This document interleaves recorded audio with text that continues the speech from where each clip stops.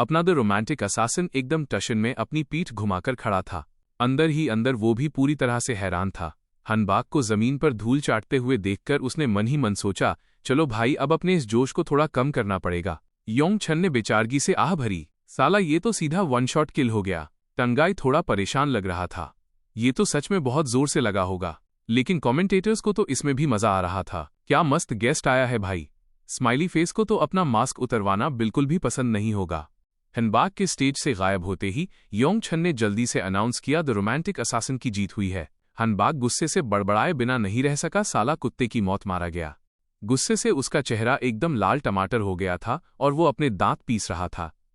मेरी जिंदगी में पहली बार मेरी ऐसी भयानक बेइज्जती हुई है बे। मैं उस कमीने की सॉर्ड एनर्जी पर इतना ज्यादा फोकस कर रहा था कि मैं अपनी खुद की स्किल्स ढंग से यूज ही नहीं कर पाया। हायोन वू की तरफ घूरते हुए वो अपने दिल में गुस्से की आग को और भड़काने लगा। मुझे नहीं पता कि ये साला द रोमांटिक असासिन कौन है, लेकिन अगर मुझे इससे एक और बार लड़ने का मौका मिल जाए ना, तो कसम से मैं इसे कुचलकर रख दूंगा।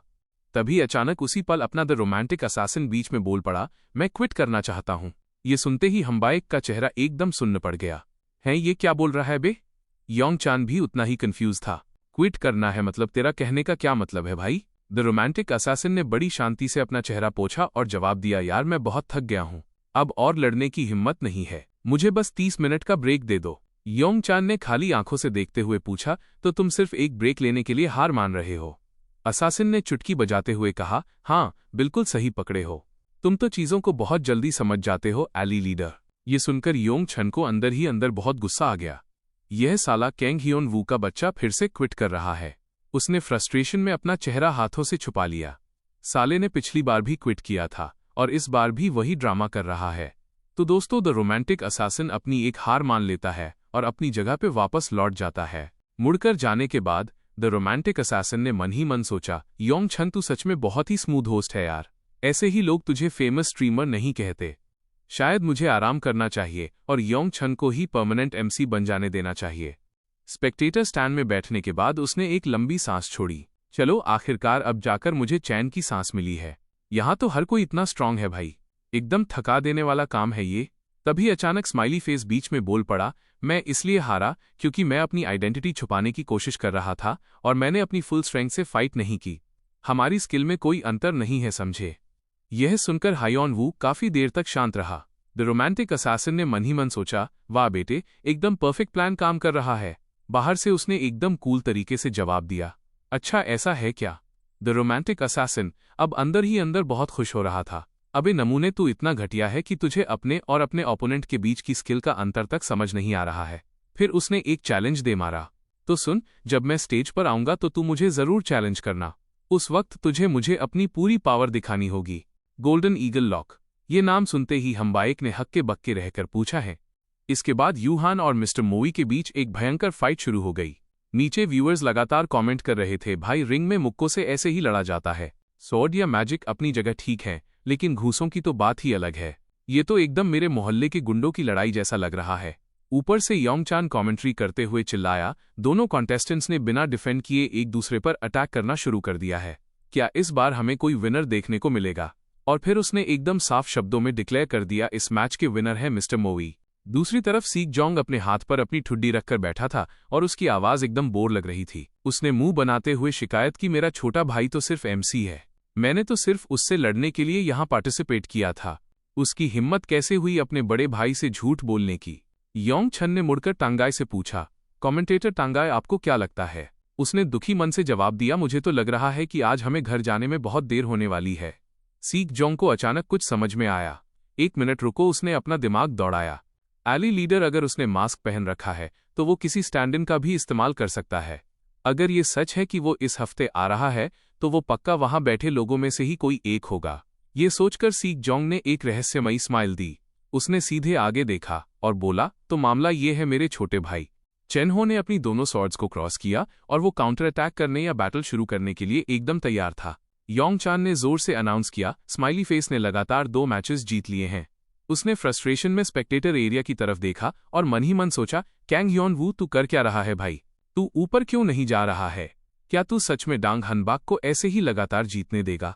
लेकिन हायोन वू का प्लान तो पहले से ही तैयार था। अभी सही वक्त नहीं आया है। अभी डांग हानबाक से लड़ने का कोई फायदा नहीं है। जब वो कमीना 2 मैचेस हार जाएगा तब मैं अपना फाइनल मूव चलूंगा। अगर कोई और उसकी विनिंग स्ट्रीक को रोकने के लिए तैयार नहीं है तो। तभी रैना एकदम चैलेंज करने वाले टोन में आगे बढ़ी, मैं उसे चैलेंज करूंगी। ये देखकर हायोन वू की आंखें हैरानी से फटी की फटी रह गईं और उसका चेहरा एकदम टेंस हो गया। फैंस कमेंट करने लगे, अरे रैना आ गई, अब तो स्माइली फेस पक्का हारेगा। भले ही वो एक बार हार चुकी है, लेकिन मुझे अभी भी रैना की स्किल्स पर पूरा भरोसा है। हम्बाइक ने अपना सिर टेढ़ा किया और खुद से बड़बड़ाने लगा, यह रैना है न्यूयॉर्क वॉरियर्स की कैप्टन। वो एकदम एम्बिशन से भर गया। अगर मैं इसे यहां हरा दूं तो मैं पल भर में फेमस हो जाऊंगा। रैना मेरी सफलता की सीढ़ी बन जा। रैना ने एक भयंकर पावर के साथ अटैक कर दिया जिसने हनबाक को पूरी तरह से ओवरवेल्म कर दिया। वो पूरी तरह से हक्का बक्का रह गया। हम्बाइक का पूरा शरीर चटकती हुई बर्फ के अंदर पूरी तरह से जम चुका था। वो एकदम हक्का बक्का रह गया था कि साला ये मेरे साथ अचानक से क्या हो गया। योंग चान जो ऊपर से कमेंट्री कर रहा था, उसने अपनी प्रेडिक्शन बिल्कुल सही साबित होते हुए देखी। उसने जोर से चिल्लाकर अनाउंस किया, द काउंटेस ने आखिरकार इस विनिंग स्ट्रीक को रोक दिया है। अपनी ओवरवेलमिंग पावर का इस्तेमाल करते हुए द काउंटेस ने इस मैच को बस एक ही पल में खत्म कर दिया है। अब सवाल ये है दोस्तों कि उनसे लड़ने के लिए अगला फाइटर कौन होगा।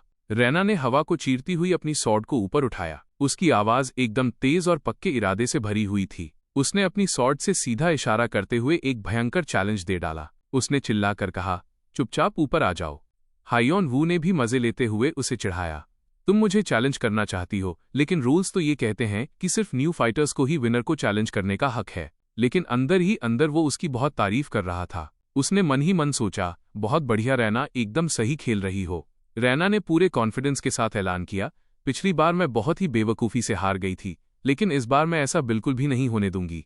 हायोन वू ने एकदम शांति से मजे लेते हुए जवाब दिया, चलो वो तो हम देख ही लेंगे। जब हम लड़ेंगे तो अपने आप पता चल जाएगा।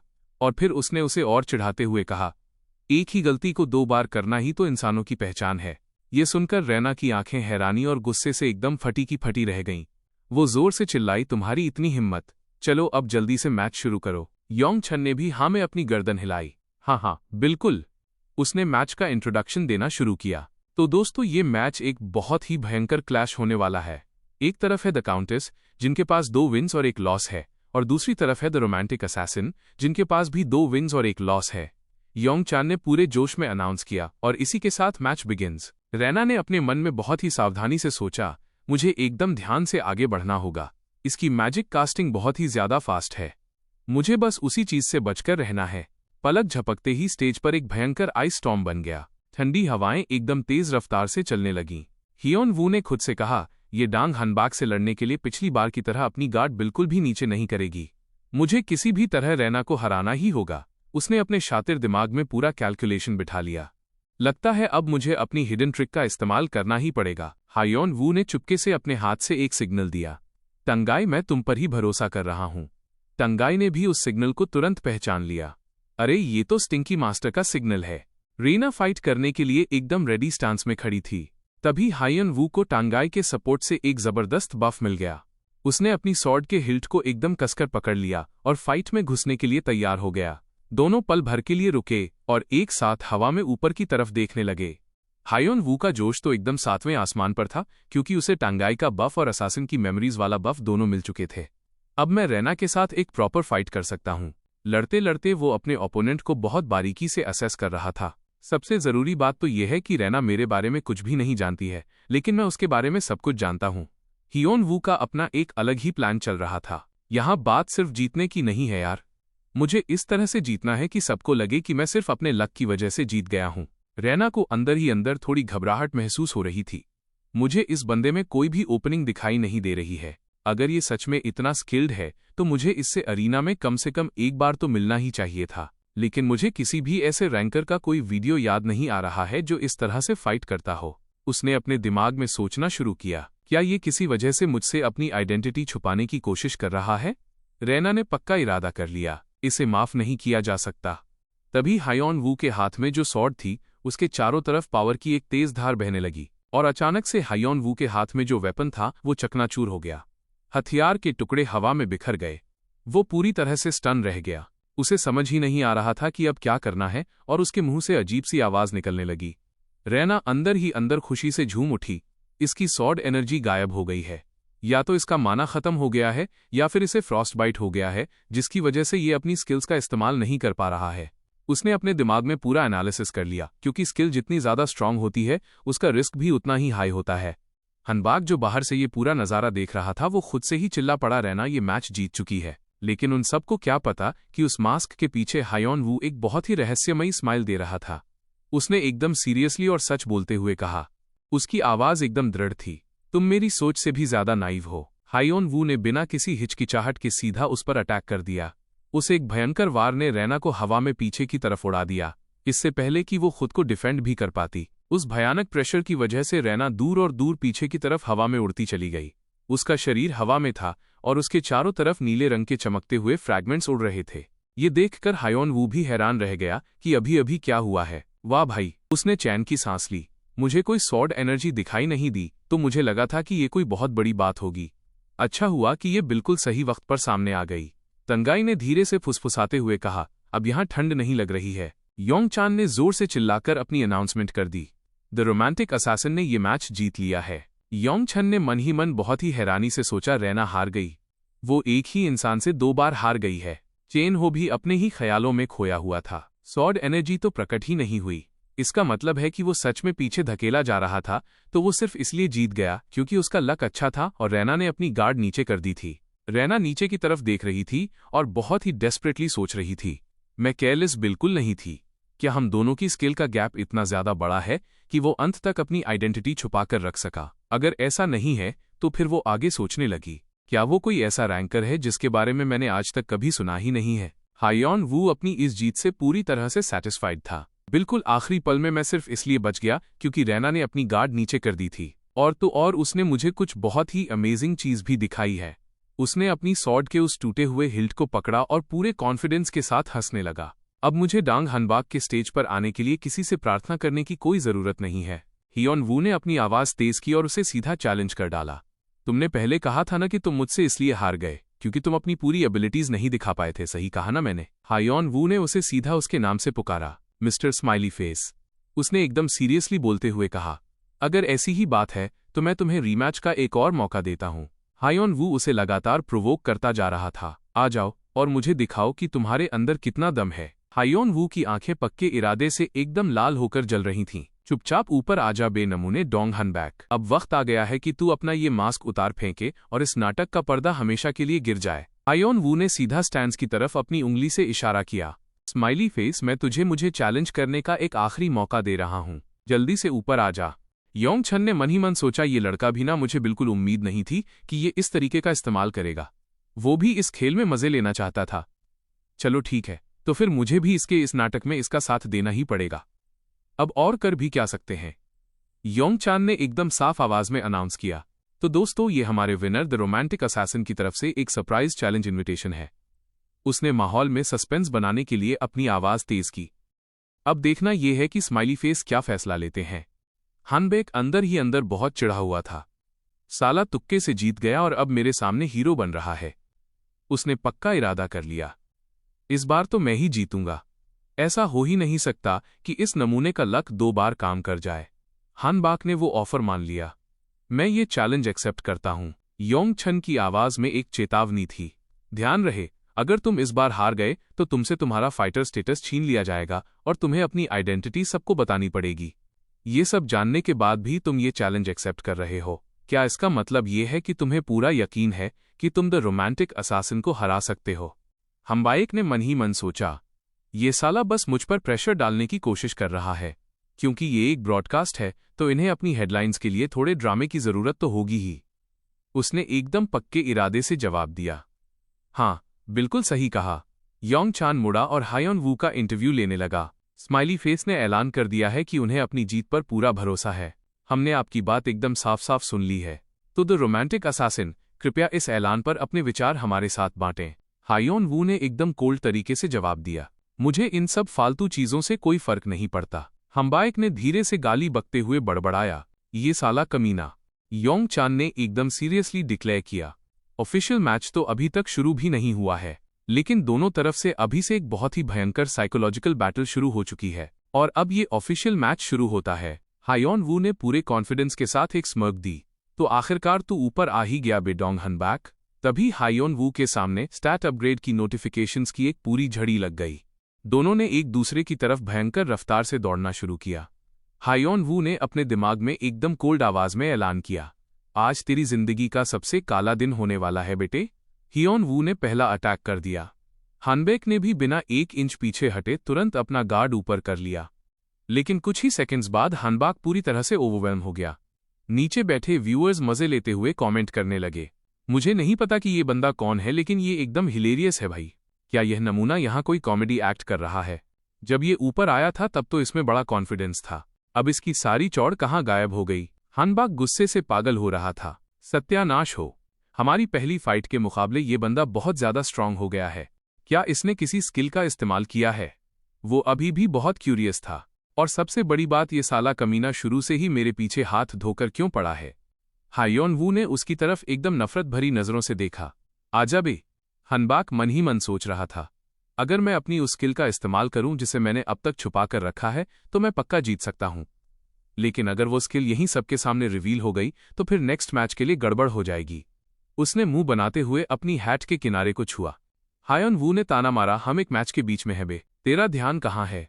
हनबाक गुस्से से भड़क उठा, तू साले कुत्ते। उसने जल्दी से अपना फोकस वापस लाया। मैं इस बात से बाद में निपटूंगा, सबसे पहले मुझे इस कमीने को हराना होगा। तभी स्किल की डिटेल्स सामने आ गईं। ये एक यूनिक बफ स्किल थी जिसका नाम था फेज ब्लेसिंग। ये डांग हनबाक की सीक्रेट स्किल थी जो एजिलिटी को 50% और मूवमेंट स्पीड को 20% तक बढ़ा देती थी। हम्बाइक ने एकदम चौड़ में आकर सोचा, अब जब मैंने इस स्किल का इस्तेमाल कर ही लिया है तो अब तू पक्का मरेगा बच्चे। लेकिन इससे पहले कि वो अपने इस घमंड का मजा भी ले पाता, उसे एक बहुत ही भयंकर जोर का मुक्का पड़ा। हनबाक ने खुद को उस अटैक से बचाने की कोशिश की और अपनी जगह पर टिके रहने का पूरा जोर लगा दिया। हायोन वू अपना वेपन हाथ में लिए एकदम सीना तान कर खड़ा था। उसने घमंड से एक स्मर्क दी, भाग कर दिखा। हम्बाइक के चेहरे पर एक खौफनाक डर बैठ गया था। वो अपनी आंखों पर विश्वास नहीं कर पा रहा था और उसने मन ही मन सोचा, मुझे यकीन नहीं हो रहा है। जब मैं फेयर्स ब्लेसिंग का यूज करता हूं तो मेरी टीम के लोग भी मेरी स्पीड पर रिएक्ट नहीं कर पाते हैं। हनबाक ने खुद को कई सारी कॉपीज में बांट लिया और हायोन वू पर चारों तरफ से अटैक करने लगा। लेकिन इतना सब करने के बाद भी हायोन वू को खरोंच तक नहीं आई। हानबेक पूरी तरह से स्टन रह गया। ये बंदा मेरे अटैक्स पर रिएक्ट कैसे कर पा रहा है? हम्बाइक ने खुद से ही सवाल किया। और ये साला कमीना इतनी देर से बस एक ही जगह पे क्यों खड़ा है? मेरे अटैक्स उस तक पहुंच क्यों नहीं पा रहे हैं? हायोन वू उसे लगातार प्रोवोक करता जा रहा था। आना बे, एक बार और ट्राई कर। हम्बाइक ने अपने पक्के इरादे के बारे में सोचा। मैं बिना स्किल वाला कोई एरा गैरा प्रो गेमर नहीं हूं। मैंने पीवीपी में अनगिनत बार हंटिंग की प्रैक्टिस की है। एक प्रो गेमर बनना बहुत मुश्किल था। उसे ऐसा लग रहा था जैसे किसी अदृश्य प्रेशर ने उसे दबा दिया हो। ये ना सहने वाली फ्रस्ट्रेशन आ कहां से रही है? हायोन वू अपने मास्क के पीछे मजे ले रहा था। अगर तू आखिर में अपनी पूरी ताकत लगाकर तड़पने की कोशिश भी करेगा ना, तो भी कोई फायदा नहीं होने वाला है। हायोन वू अपने अंदर उस आग को महसूस कर पा रहा था।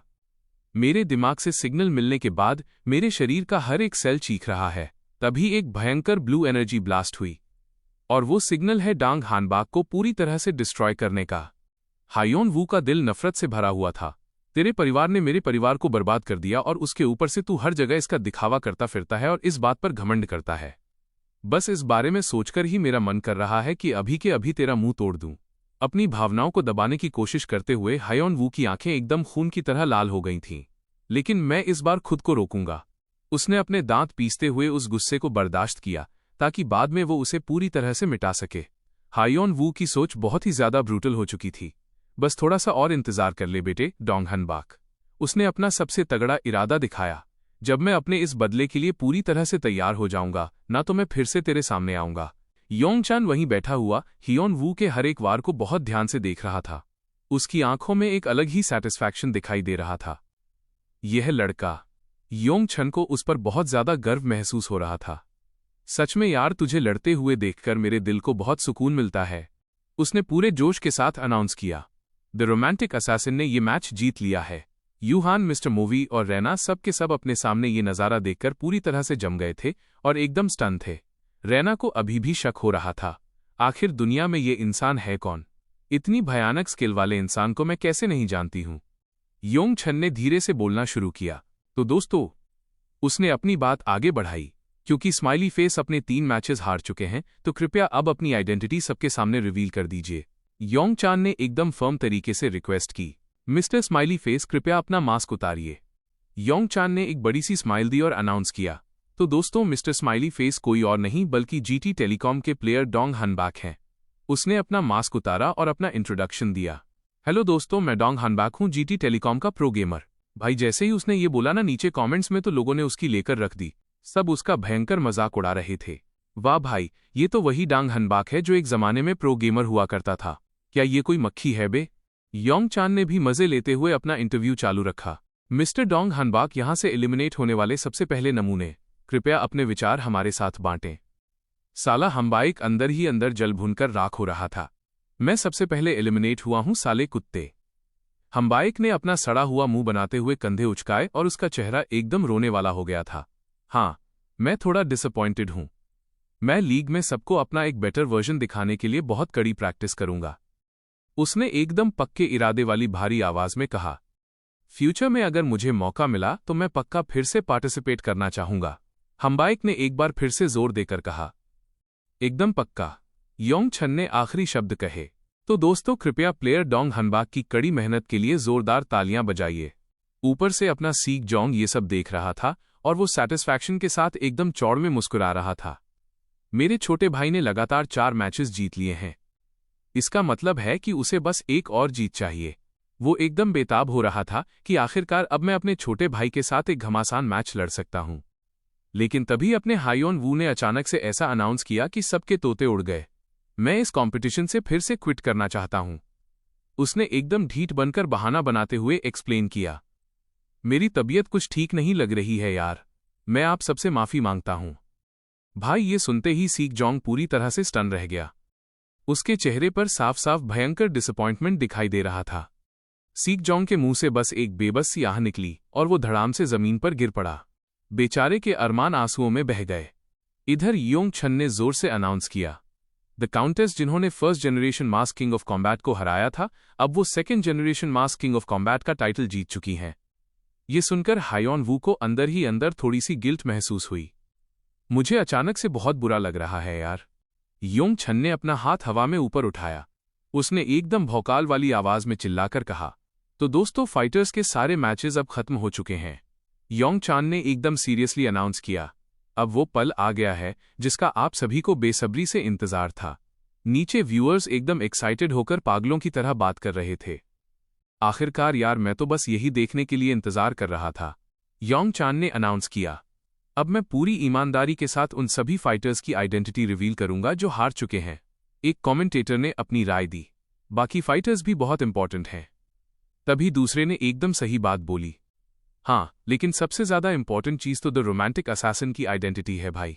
मैच के आखिर में योंग छन धीरे धीरे चलते हुए स्टेज के एकदम सेंटर में आया और उसने एकदम साफ आवाज में ऐलान किया। और अब मैं इन मास्क्ड फाइटर्स की आइडेंटिटी दुनिया के सामने लाने जा रहा हूं। वो डुअल वील्डर प्लेयर के पास गया और मजे लेते हुए बोला। मैं नंबर 1 रैंक वाले मास्क किंग से शुरुआत करूंगा। सर, कृपया अपनी मुट्ठी बंद कीजिए और आगे आइए। ड्यूअल वील्डर की हां सुनने के बाद योंग छन ने आगे कहा।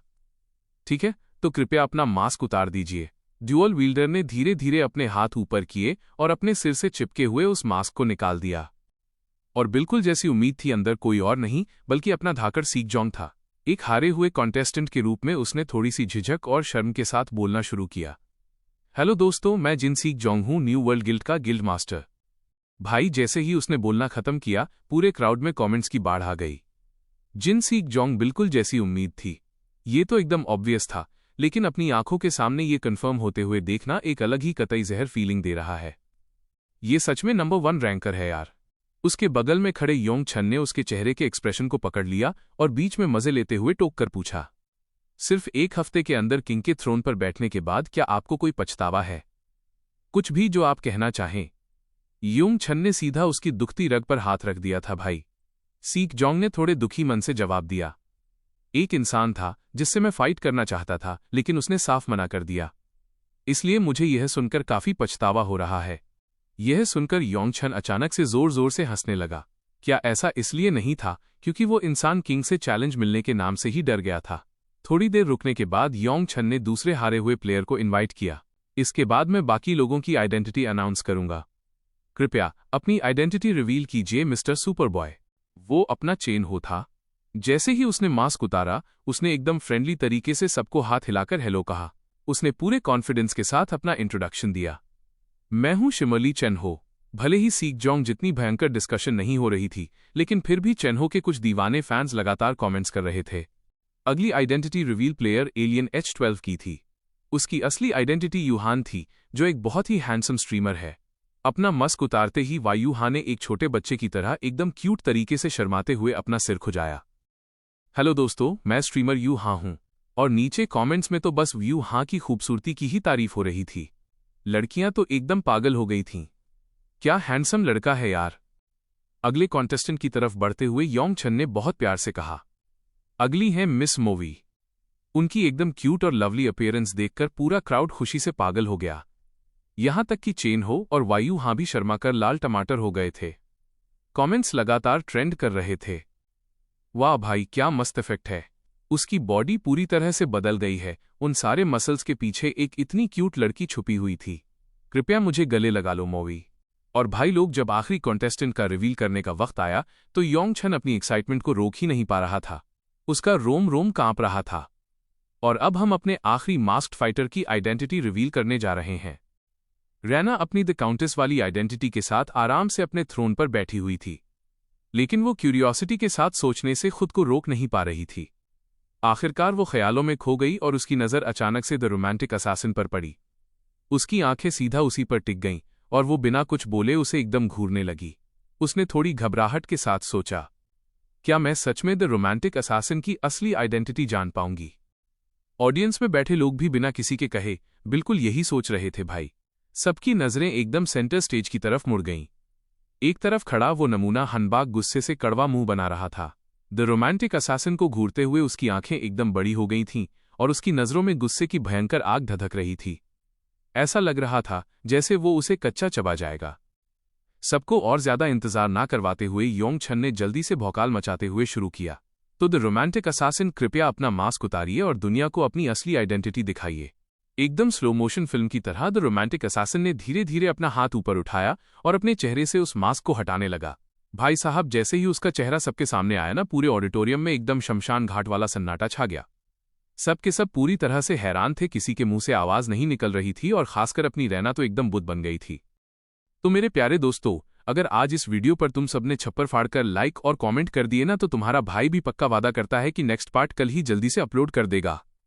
तो यार, किस बात का इंतजार है? जल्दी से अपनी पावर दिखाओ और भर दो कमेंट सेक्शन को।